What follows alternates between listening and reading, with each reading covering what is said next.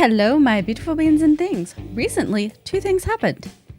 I ended up with a copy of Metroid Dread, and I got gifted a cricket. These two things combined led to the possibility of a very insane craft idea. I know this isn't the typical content I put on this channel, but I just finished Metroid Dread and I wanted to celebrate by making something I can put on the shelf back there. So the plan is to take this box art and turn it into a Shadowbox, and we're gonna see how this goes because this is not a large frame. And there's lots of details in this.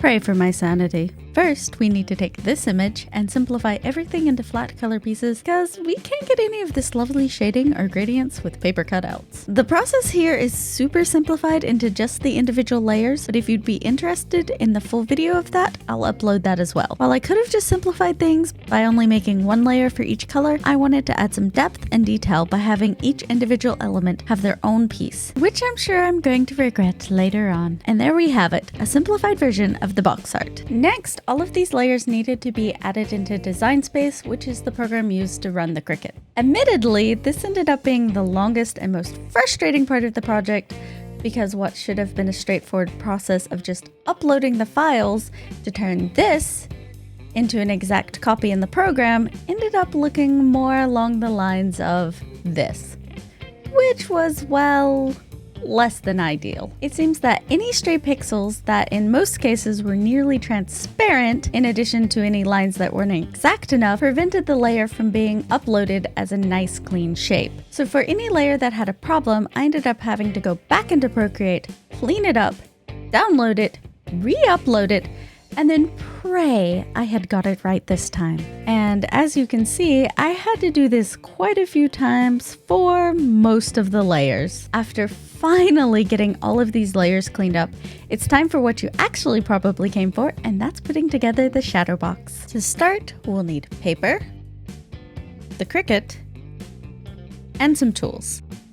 Thankfully, we've done all of the hard work by creating the files and uploading them to Design Space, so now we just sit back and let the Cricut do the hard work of cutting it out. After each section is finished, I have to carefully pry the pieces off of the mat to make sure I don't bend them or break them in some way, especially those small thin lines that you see to the left of the Emmys. And with that done, let's move on to cutting out all of the other colors. I unfortunately didn't have the largest color selection at my local stationery store, so I did have to make do with what I could find. There really wasn't a lot of shades of green that I could work with, so I did have to try to mitigate this problem by getting some shiny cardboard instead to help give the glowing areas a shiny effect and differentiate it from the other greens. So now let's take all of these pieces and let's get to it. I started with the helmet because it was the easiest section and I wanted to see how this process would go. I did try to use tweezers where I could because otherwise I find that glue and dirt gets transferred from your fingers. Initially, I thought it would be easy to position the pieces into the right spot since there's so few of them, but with everything being so tiny, a little off makes a big difference. So I ended up having to keep shifting things around once I had everything on the helmet and saw where they needed to go in relation to one another. To remedy this problem, I decided to use some washi tape to temporarily hold down some sections that I could use as a guide to help position the initial pieces. This was especially helpful for these lines because I connected some of them into one piece and ran the connecting bits under other sections to help make them easier to place and glue down. So knowing exactly where the parts I needed to cover should go was essential to keeping the extra lines hidden. This actually worked quite well and made the whole process a lot easier moving forward. Even so, the lines weren't the easiest thing to work with because they were super thin and so easy to get bent out of shape. I had originally thought about having the lines drawn on, but in the end decided against it because I was worried about the marker bleeding out along the paper fibers and making the lines look a bit sloppy, as well as the concern of the ink fading after some time. For the Samus base layer, I actually cut out 3 identical pieces and glued them all together beforehand to make it thicker and sturdier so it won't start to warp and collapse, since Samus won't be attached to the background, but instead will be at the front of the frame while everything else will be at the back to help give it some depth.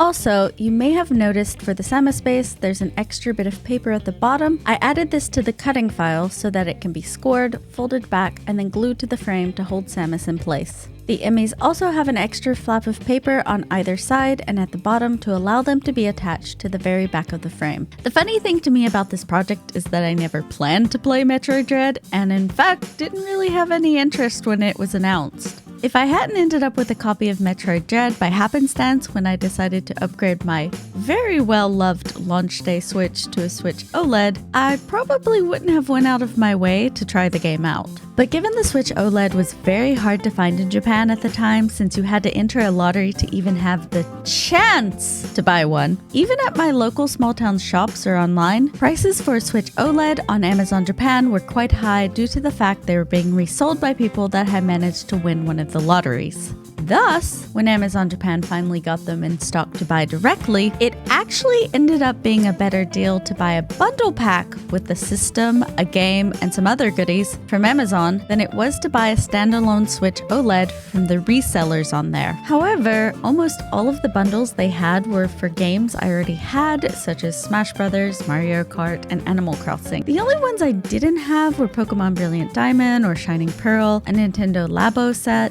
and Metroid Dread. I kind of had overdid myself on Pokemon Sword and Shield, so I really wasn't up for playing another Pokemon game quite yet. So I ended up choosing the Metroid Dread bundle by default, since I didn't really want to rebuy a game I already had just to get the extra goodies in the bundle, nor was there anything else I really wanted to play. Plus I thought, hey, Metroid is decently popular, so there definitely has to be something about the game if so many people love it, so why not give it a chance? I like trying new things, and even if I'm not sure I'll like it, I could be pleasantly surprised. And given I have made an entire Metroid Dread YouTube series and am now making paper fan art of the game, it's safe to say I now understand the appeal. And I am so glad I gave it a chance, because not only is the series great, the fan base is also amazingly kind and helpful. They just seem to be great people all around. So many of you guys offered such wonderful advice to help make things easier, and I was so sad I had actually already finished the game by the time I posted some of the last episodes up, and I didn't actually get to use any of the advice. Even so, I definitely was able to make use of everyone's advice on where to go with my Metroid journey from here on out, since there being some remakes of the older games kind of threw me off. Not only that, you guys helped me figure out just what was going on in Metroid Dread by helping explain bits of the lore, with the only backstory I knew about was that the main character is Samus Aran and she's a bounty hunter. I honestly didn't even know that Metroid was called Metroid because there is, well, I guess was, a species called Metroids. So I want to give a special thanks to Should Be Productions, Beer Force, The Masked Gamer, and Lucas Fox for all of your wonderful advice and help. I really enjoyed my conversations with you guys, and thanks to y'all, I'm even more hyped to play some of the older games. In fact, my only regret with this game is that I feel like I didn't appreciate it enough, because I didn't really understand what was happening for a lot of the game because I hadn't played the previous games. So I plan to take everyone's advice on which games to play in what order, perhaps even check out the manga, and then come back to Metroid Dread and play it through again to really appreciate it fully. Still, even though I was confused for a lot of the game until I started piecing things together, there was definitely a lot to like about the game. So much so that it's hard to know where to begin.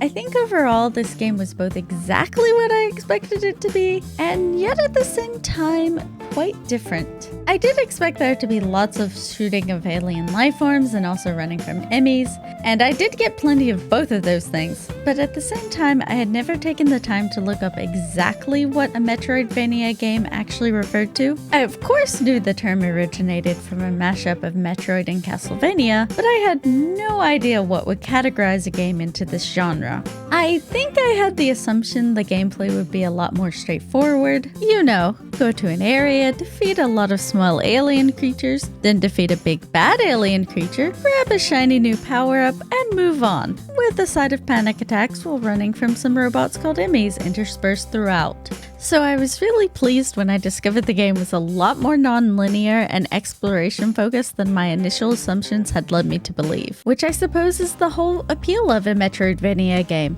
It did lead me to getting sidetracked more times than I could count, but I found it super fun to see an area I couldn't get to yet, finding a new power-up, and then testing out what I could unlock with my new abilities. Or finding transportation to what I thought was a new area, but instead led back to a new part of an old area. Admittedly, I did get a bit frustrated in the beginning with some of the stuff because I hadn't figured out how the game worked yet, and I thought perhaps I wasn't doing things right, or there was some secret way to unlock paths I hadn't figured out yet. But once I did, I really liked to look for potential new paths and areas that might hold upgrades, and actually ended up keeping notes so I wouldn't forget about them. And the game kept things fresh by keeping all of the areas so different from one another. It was always really exciting unlocking a new area and seeing what kind of place it was. Okay, maybe I wasn't so thrilled with Berenia and its terrible, terrible underwater horrors, but even then I had to begrudgingly admit I liked its boss design and mechanics,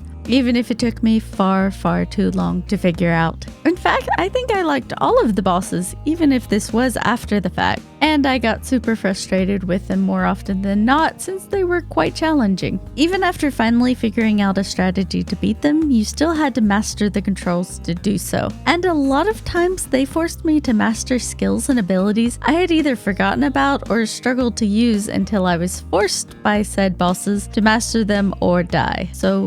So many deaths. I think aside from the bosses, the hardest thing for me were the Shine Spark puzzles. There were certainly a few that made me rethink my whole wanting to 100% complete the game, but, well, pure stubbornness won out in the end. And I have to say, it was also super satisfying once I did get it. Overall, it was a great experience, and I can't wait to see what my future Metroid journey holds in store for me. But perhaps we should get back to the matter at hand and finish up the Shadowbox. We've just about finished up Samus, which was the biggest part of the assembling process, which means the only thing we have left to put together is the Emmy background layer, which is thankfully fairly simple since the only parts that needed to be added are the Emmy eyes. But they were so tiny, it was hard to even get some of them with the tweezers. Also, since all of the eyes were just circles, it did take me quite a bit of time to line up which eye went with which Emmy. I'm a little sad I couldn't do LED lights for the eyes, but this project was already so small and complicated enough as is.